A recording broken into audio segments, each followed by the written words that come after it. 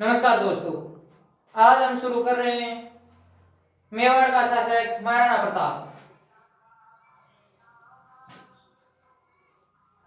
प्रताप का जन्म 9 मई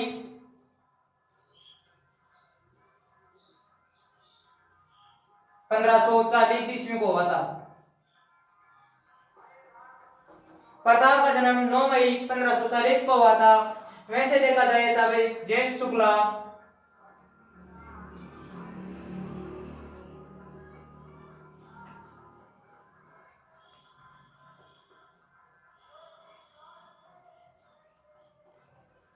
प्रमाणिक तिथि यही मानी जा रही है और इसी के दिन उनका जन्म हुआ था, ज्येष्ठ शुक्ला 1597।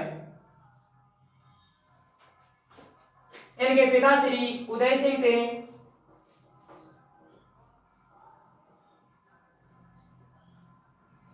और इनकी माता का नाम था जयवंता बाई।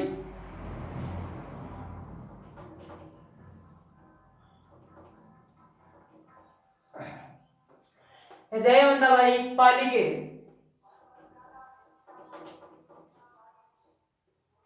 सोनग्रा वंश की थी।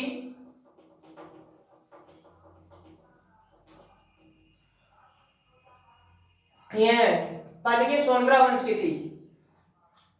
जब महाराणा प्रताप का जन्म हुआ उस समय इसका बचपन का नाम था कीका। कीका था। भील समुदाय में भी छोटे बच्चों को कीका ही कहा जाता है। जैसे हम लोग बोलते हैं छोटे बच्चे को गीगा बोलते हैं, गीगलो बोलते हैं, कुछ भी शब्द लेते हैं यूज में, वो इसी कारण है। इस कारण भील लोग इसको कीका बोलते थे और आज भी भीलों में छोटे बच्चे को कीका ही कहा जाता है। महाराणा प्रताप शासक बनते हैं तब 32 वर्ष के थे। महाराणा प्रताप का जीवन बहुत संघर्षमय था। इसके दो भाई और थे। एक का भाई का नाम था शक्ति सिंह और दूसरे भाई का नाम था जगमाल।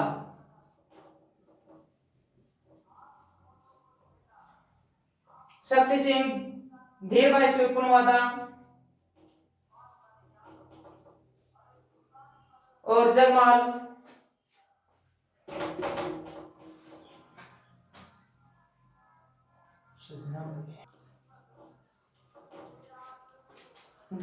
सजना भाई से उत्पन्न हुआ था। शुरुआती दौर में उदय सिंह बीमार हो जाता है। बीमार होने के कारण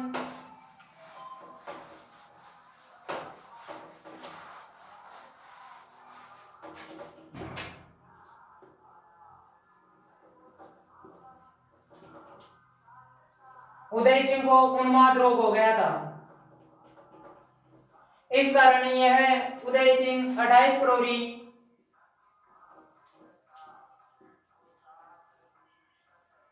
1572 को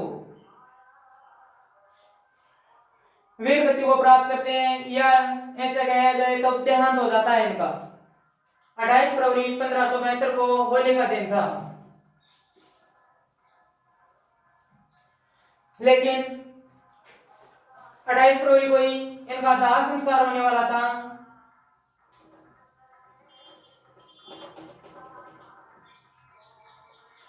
इसमें बड़ा बेटा प्रताप और एक भाई और था जो जगमाल।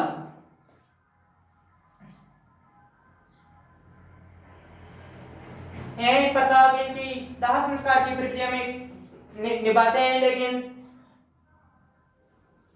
जगमाल वहां नहीं पहुंच पाता है क्योंकि जगमाल का महलों में राज्याभिषेक हो रहा था।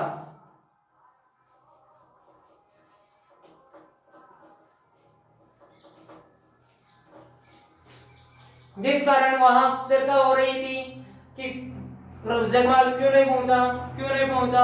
अंत में वहां इसका मामा था मानसिंह नाम का प्रताप का ही,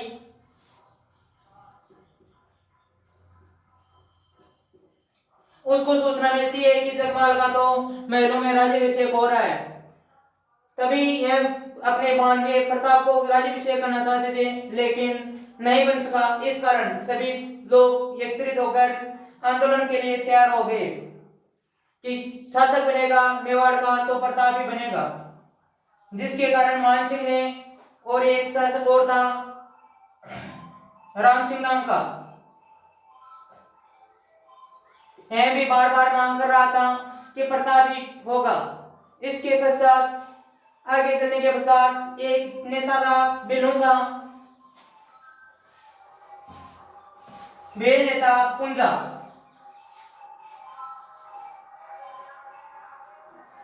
यह भी बार बार कह रहा था कि अगर मेवाड़ का शासक बनता है तब हमारे से ही इजाजत लेनी पड़ती है, लेकिन यह तो नहीं तो इजाजत ली, ऐसे कैसे हो सकता है। इस कारण सभी आंदोलन करने लगे और अंत में उदय सिंह का दाह संस्कार पूर्ण होने के पश्चात प्रताप गोकुंदा में अपना राज्याभिषेक करवाते हैं।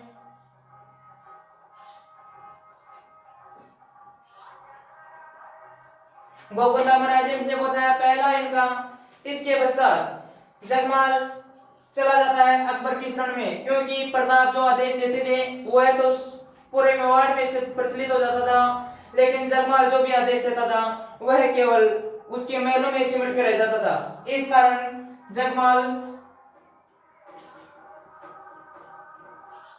चला जाता है अकबर के पास में।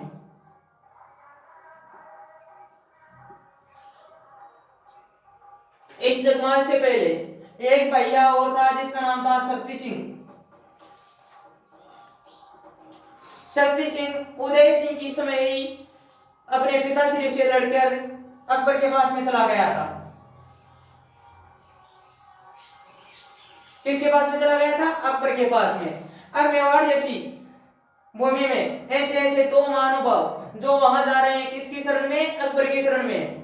तो प्रताप का तो धन ही क्या था जो इस अकबर की टक्कर ले सकता था, लेकिन ऐसे हैं दो दुश्मन होने के कारण प्रताप को सामने झुकने के लिए लालायित करना पड़ा, लेकिन प्रताप ने स्वयं को भी हिम्मत रखनी पड़ी, जिसके कारण अकबर भी घुटने टेकने को मजबूर हो गया। प्रताप के सामने अकबर घुटने टेकने को मजबूर हुआ और अंततः प्रताप की जब तक मृत्यु हुई थी तब तक अकबर की ना ही तो कुछ मांग पूरी की और ना ही उससे कोई संधि समझौता किया। अकबर अंत में प्रताप के पास में 4 दूत भेजता है।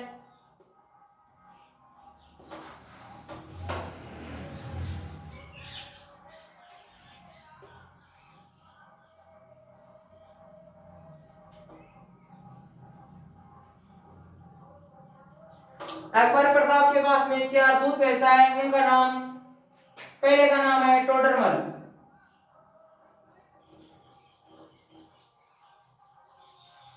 फिर आता है भगवंत दास,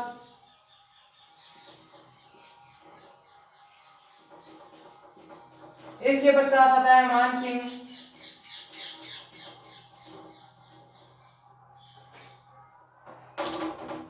इसके पश्चात आता है टोडरमल। पहला था वह था जलाल खां कोरची।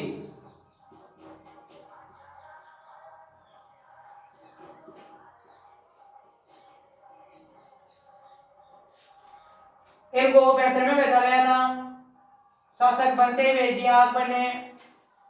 इनको भी 75 में भेजा गया था 1572, इनको भेजा गया था 1573 और इनको भी 1573 में। अकबर की चाहत यही थी कि कैसे भी प्रेम से मानो चाहे दबाव से मानो प्रताप मेरी अधीनता स्वीकार करे, लेकिन प्रताप भी इससे क्या कम थे। वो भी यही बोल रहे थे कि जब तक होगा तब तक, नहीं तो मुगलों से कोई संधि समझौता करूंगा और नहीं कुछ होगा। यह 4 शासक मनसुबदार प्रताप की शरण में आए और प्रताप ने बोला जो भी संधि समझौता करना है उसके लिए साहब बिल्कुल मना कर दिया। प्रताप बिल्कुल मना कर देता है। अंत में यह जाकर अकबर को बोलते हैं कि उसने तो ना ही तो स्वाधीनता स्वीकार की और ना ही कोई संधि समझौता किया। फिर अंत में परेशान होकर अकबर भी इस मेवाड़ को छोड़ने के लिए लालायत हो जाता है कि नहीं तो मेवाड़ में मेरा शासन हो सकता है, नहीं कुछ और होगा। फिर यह मान सिंह एक बार सिरोही अभियान पर आया हुआ था और इस सिरोही अभियान को जीतकर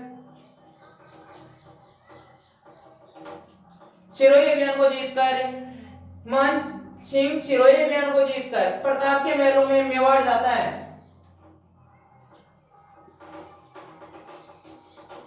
चित्तौड़ चला जाता है। चित्तौड़ जाने के पश्चात मानसिंह पूछता है कि पिता कहाँ है। अमर सिंह मिलता है, उसको बोलता है कि तेरा पिता कहाँ है, प्रताप। लेकिन अमर सिंह ने साफ मना कर दिया कि कौन दिख रहा है, कि मैं भी क्या महाराणा भी होगा, आगे चलकर तो महाराणा होऊंगा। इस कारण यह मानसिंह गाढ़ा परेशान हो जाता है। परेशान होने के पश्चात उस जाकर बोलता है कि बेटा ये अब अगली शुरुआत युद्ध से ही होगी। तब यह हल्दी घाटी का युद्ध शुरू हुआ था।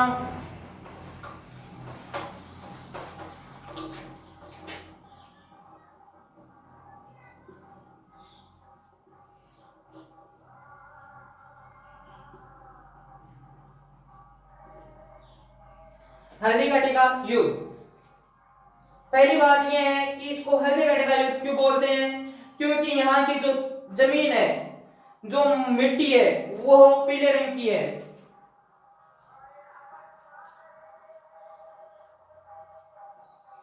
और फिर दूसरी बात है कि जो यहाँ पे दरा है, जहां पे हम लड़ रहे थे, वो दरा भी इतना मुश्किल पास में है, संकरा है, जिस कारण इसको हल्दी घाटी का नाम दिया गया है। इस हल्दी घाटी के युद्ध में प्रताप का सेनापति था हकीम खां सूर और इधर अकबर का सेनापति था जिसका नाम था मान सिंह। हरावल सेना का नेतृत्व यही कर रहा था, जबकि अकबर की हरावल का आसफ खां था।